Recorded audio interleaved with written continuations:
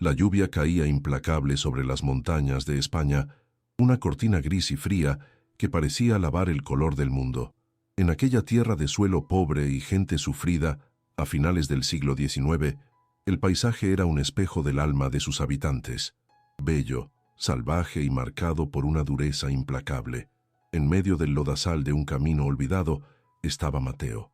A sus casi 40 años, su rostro era un mapa de batallas perdidas y victorias amargas, el cuerpo endurecido por años de guerra y el corazón sellado por la culpa. Había regresado a su tierra natal para encontrar solo el silencio de la muerte y la afrenta de la usurpación. Delante del portón de roble que un día fue el símbolo del trabajo de su padre, ahora pendía el arrogante blasón de don Ricardo. El olor a tierra mojada y pinos se mezclaba con el hedor metálico de la pérdida, y Mateo, un extraño en su propio hogar, sentía el frío de la lluvia penetrar no solo en su abrigo gastado, sino en la esencia misma de su ser. El sonido de cascos chapoteando en el lodo rompió la monotonía fúnebre de la tormenta. Don Ricardo apareció montado en un semental negro, una figura de poder y desprecio que contrastaba con el desolado paisaje.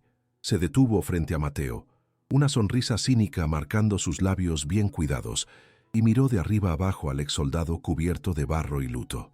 Sin desmontar, con la arrogancia de un rey en su feudo, Ricardo extendió un documento con el sello oficial.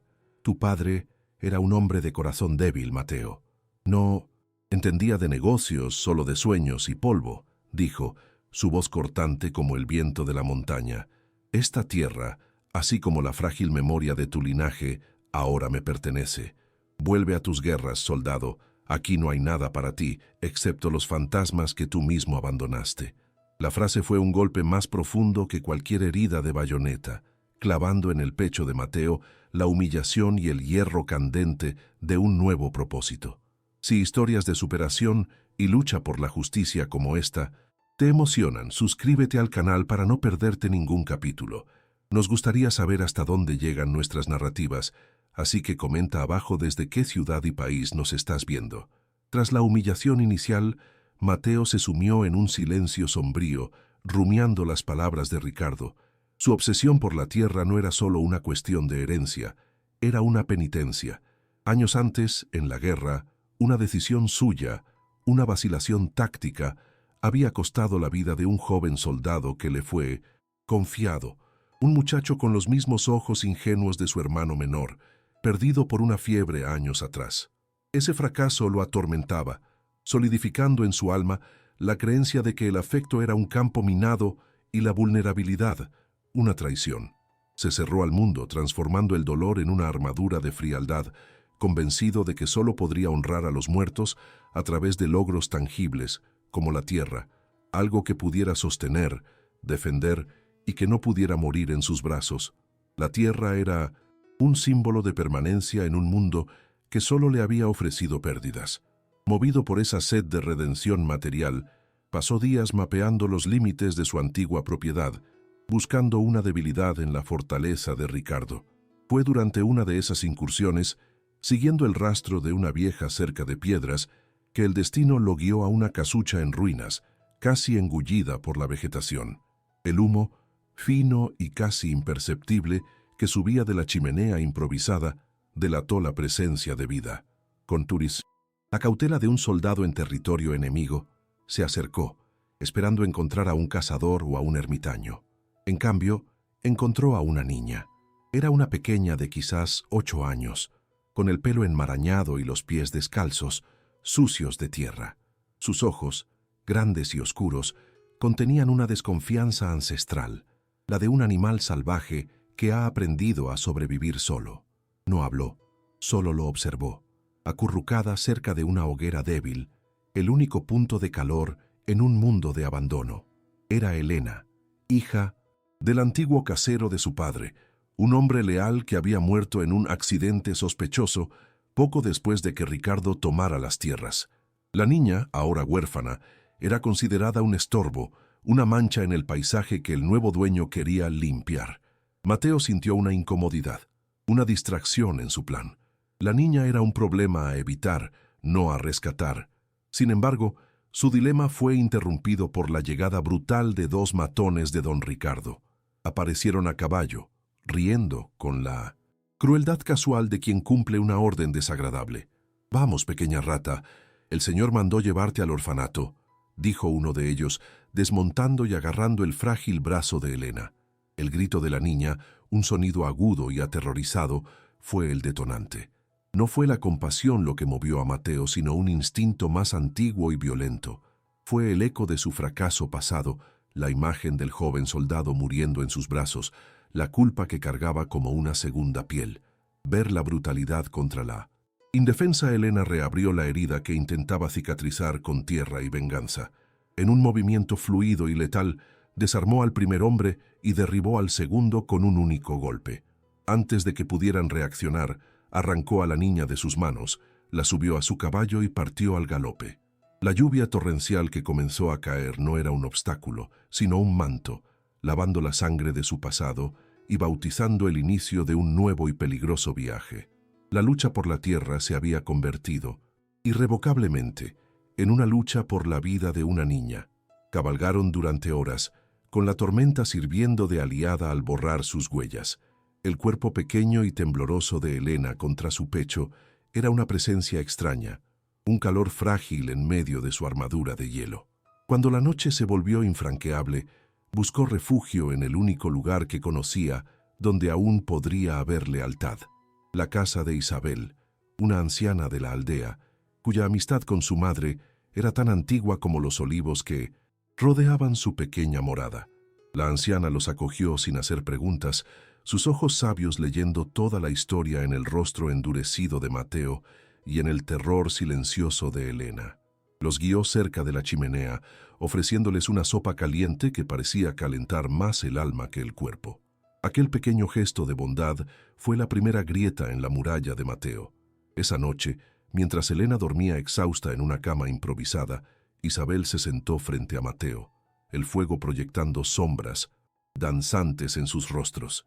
«Esa tierra que tanto buscas guarda los huesos de tu padre, Mateo», dijo ella, su voz suave pero firme. «Pero esa niña, que el destino ha puesto en tu camino, guarda el alma que creías haber perdido. Un alma no se reconquista con escrituras ni cercas, sino con protección y sacrificio». Las palabras de Isabel se clavaron en su pecho, incómodas y verdaderas. Miró a la niña dormida, su respiración suave y regular, y por primera vez en años sintió el peso de una responsabilidad que no estaba hecha de honor o venganza, sino de algo mucho más primitivo y humano. Los días siguientes se transformaron en una rutina silenciosa de supervivencia. La comunicación entre Mateo y Elena era un idioma sin palabras. Él la veía, con una aguja e hilo prestados de Isabel, remendando un desgarro en su chaqueta de soldado, la concentración frunciendo su pequeña frente. A cambio, él, con torpeza, compartía su pan, asegurándose de que ella comiera primero, un acto que contradecía toda su lógica de autopreservación. Le enseñó a identificar hierbas comestibles y a poner trampas sencillas, no como un padre, sino como un sargento instruyendo a un recluta. Sin embargo, la disciplina militar se deshacía en momentos inesperados, como cuando la pequeña mano de ella buscó la suya durante una noche fría, un contacto que envió una desconcertante ola de calor a través de su cuerpo. Esa creciente conexión era un tormento para Mateo. La presencia de Elena lo obligaba a sentir, a preocuparse, a ser vulnerable. Cada gesto de confianza de la niña era una grieta en su armadura, y se sentía expuesto, aterrorizado por ese nuevo sentimiento que no sabía nombrar, pero que se parecía peligrosamente al afecto. Intentó aferrarse a su misión original, usando el día para viajar al pueblo vecino en busca de un abogado, un hilo de esperanza legal. La burocracia, sin embargo, era un laberinto de puertas cerradas y miradas hostiles. Todos conocían el poder de don Ricardo, y nadie se atrevía a desafiarlo. La ley, se dio cuenta Mateo, era solo una herramienta más en manos de los ricos, tan maleable como el barro. Aún así, su persistencia y su conocimiento de tácticas militares le valieron una pequeña victoria. Encontró una brecha, un antiguo registro de demarcación que, presentado a un juez itinerante y más justo, Le garantizó una orden de restricción. La orden judicial impedía temporalmente que don Ricardo tomara posesión total del área donde se encontraba la casucha de Elena. Era una victoria frágil, un aplazamiento, pero para Mateo pareció un soplo de esperanza. Regresó a casa de Isabel con una sensación que no había experimentado en años, la de que la justicia, aunque lenta y ciega, podría prevalecer. Aquel breve momento de optimismo, sin embargo, sería la chispa que encendería la furia implacable de su enemigo. La represalia de don Ricardo fue rápida, cruel y ejemplar. No atacó a Mateo directamente, lo que habría sido una violación de la orden judicial. En cambio, en la oscuridad de la noche, sus matones prendieron fuego al campo de cebada de un granjero vecino, el único hombre de la aldea que le había ofrecido a Mateo un saco de grano y palabras de aliento. El incendio iluminó el cielo nocturno, un faro de terror visible desde toda la región. El mensaje era claro e inequívoco para todos. Ayudar a Mateo significaba la ruina. Por la mañana, el olor a cenizas flotaba en el aire y las miradas que antes eran de simpatía cautelosa, ahora eran de miedo y resentimiento. Mateo y Elena estaban más aislados que nunca, parias en su propia tierra. La imagen de las llamas danzando contra la oscuridad y el olor a quemado reactivaron los demonios más profundos de Mateo. El trauma de la guerra, del fuego, de la muerte y de la impotencia regresó con toda su fuerza. Miró a Elena, que observaba el humo distante con los ojos desorbitados por el miedo, y vio en ella el reflejo de todos sus fracasos. Al intentar protegerla, la había puesto en el centro de un incendio mucho mayor. La culpa lo carcomió, susurrándole que su presencia era una maldición, que atraía la destrucción. La idea de dejarla con Isabel, de desaparecer para que ella pudiera tener una oportunidad de paz, comenzó a tomar forma en su mente, como un acto de sacrificio necesario, la única forma de salvarla verdaderamente de su destino. La fragilidad de Elena se hizo más evidente bajo la presión constante. El humo del incendio y el aire frío de las noches en las montañas le provocaron una tos seca y persistente.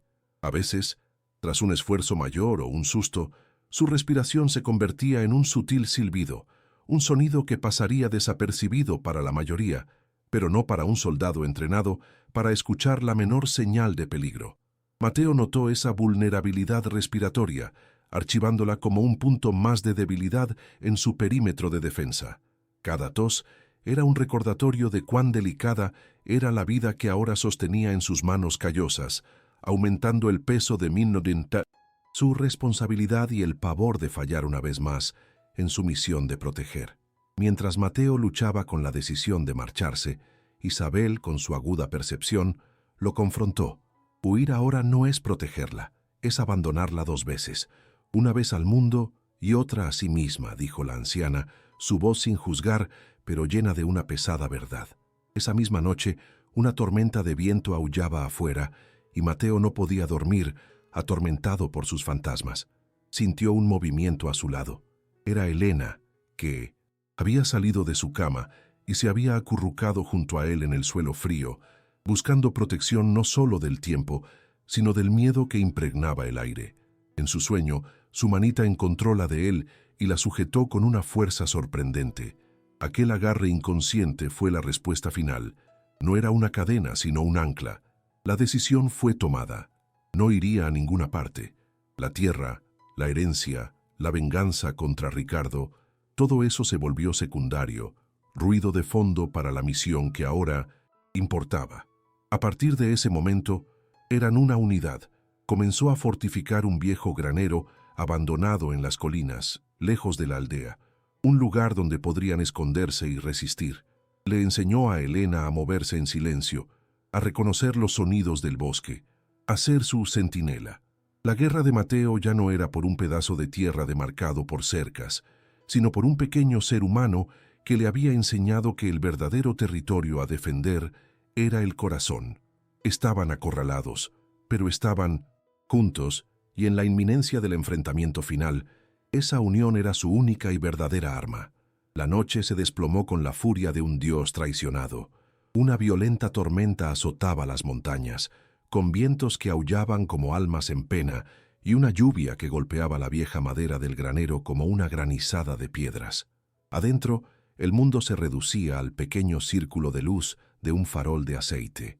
Elena, envuelta en una manta gastada, dormía un sueño agitado, mientras Mateo, alerta y tenso, escuchaba los sonidos de la noche, su mano nunca lejos del mango de un cuchillo de caza. El granero, que debía ser un refugio, poco a poco se transformaba en una trampa. Entonces, a través del rugido del temporal, se impuso un sonido más agudo y ordenado. El galope de múltiples caballos acercándose, el sonido metálico de armas siendo preparadas. El cerco estaba cerrado. El momento que tanto temía y esperaba había llegado. La voz de don Ricardo cortó el aire, artificialmente alta y llena de un placer sádico. Mateo, soldado sin tierra, sé que estás ahí con el estorbo que llamas tu protegida. Creíste que podías esconderte en mis dominios. Este suelo que pisas, el aire que respiras, todo esto me pertenece. Las palabras estaban diseñadas para humillar, para quebrar el espíritu antes que el cuerpo. Te ofrecí una salida honorable, pero preferiste esconderte en el lodo como una rata.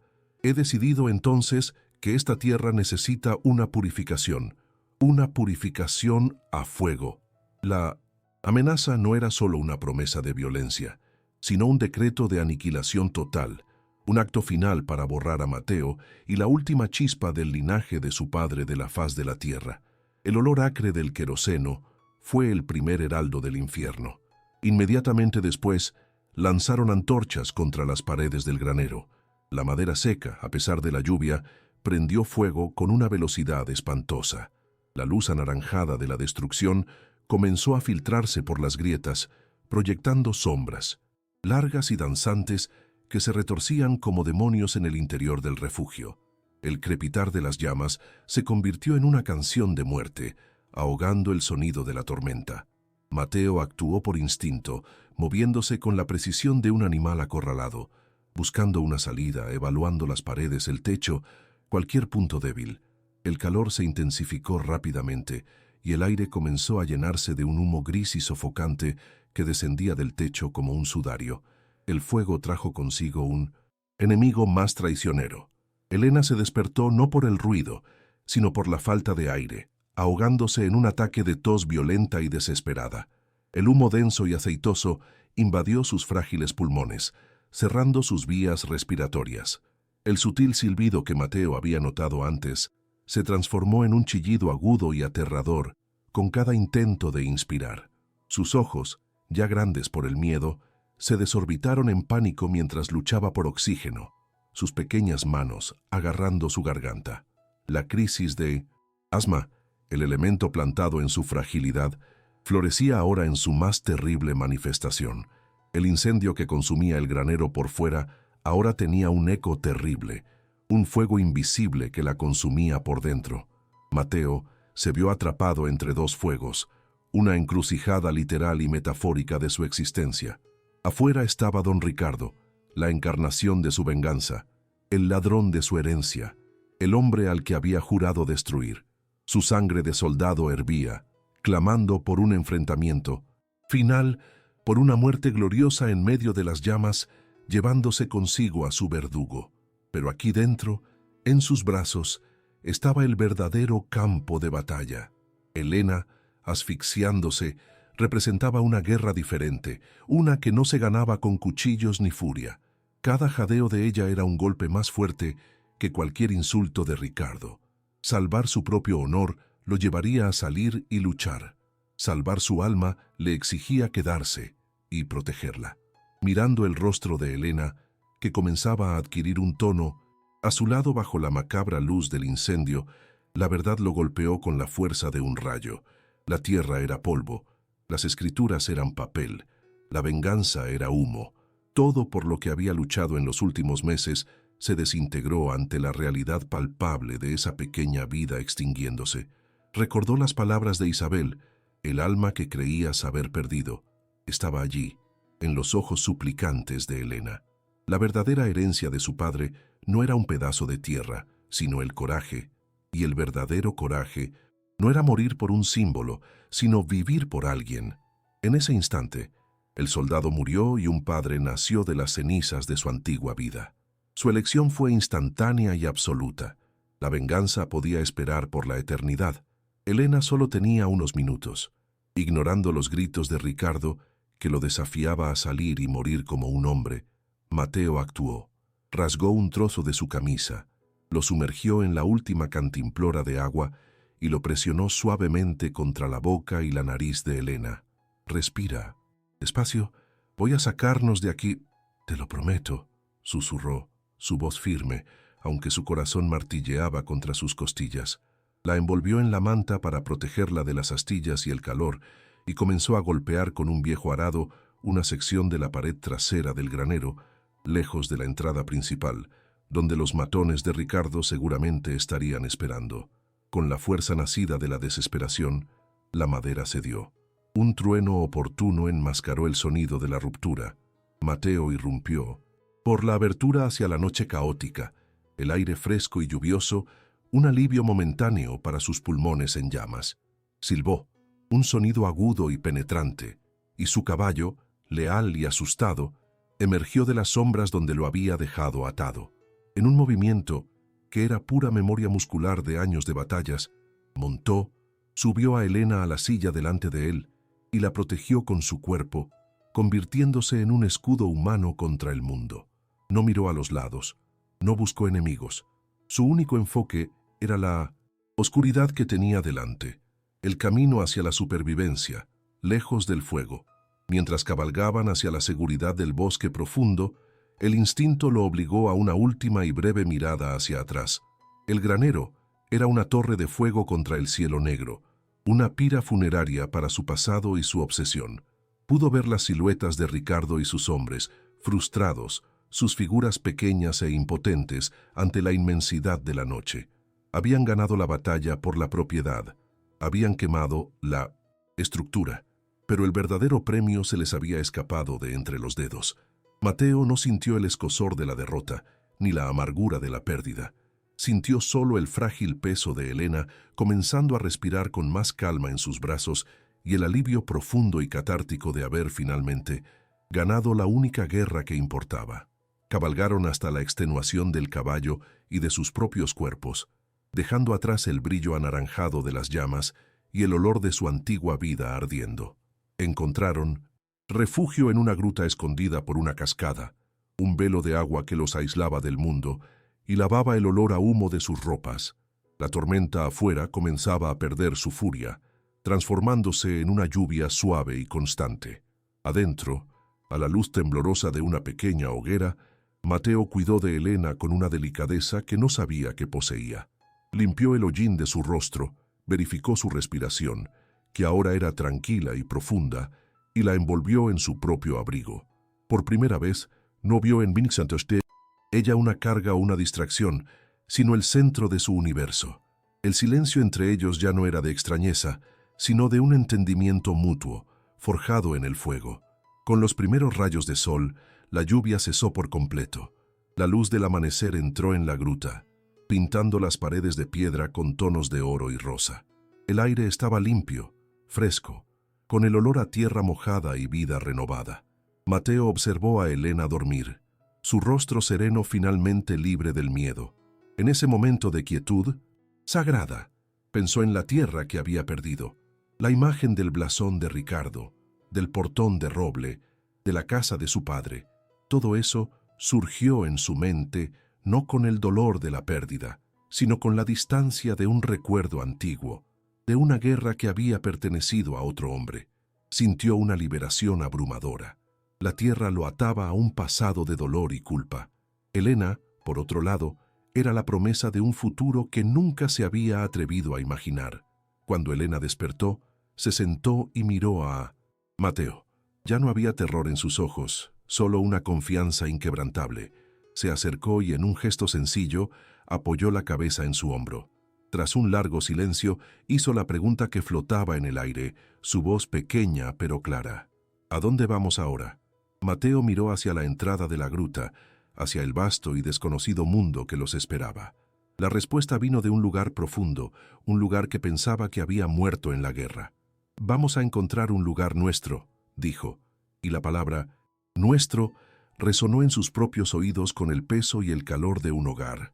Ya no era el viaje de un hombre solitario, sino el de una familia, y el camino por delante, por incierto que fuera, era un hogar en sí mismo. Partieron con el sol de la mañana a sus espaldas, ya no como fugitivos escabulléndose por las sombras, sino como viajeros con un propósito. El paso del caballo era firme, llevándolos lejos de las áridas montañas y hacia valles más verdes y fértiles.